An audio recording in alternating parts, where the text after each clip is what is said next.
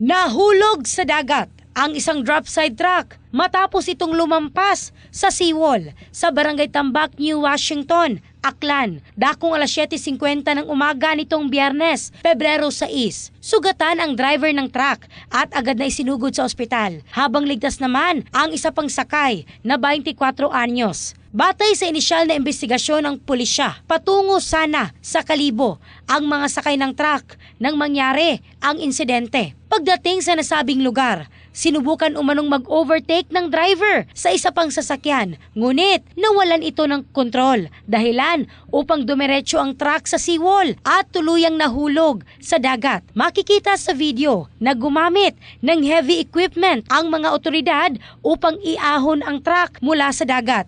Gayunman, bago ito tuluyang maiahon, naputol pa ang tali na nakakabit sa sasakyan. In the heart of changing lives, ako si Michelle Craste ng Brigada News Philippines, the Music and News Authority.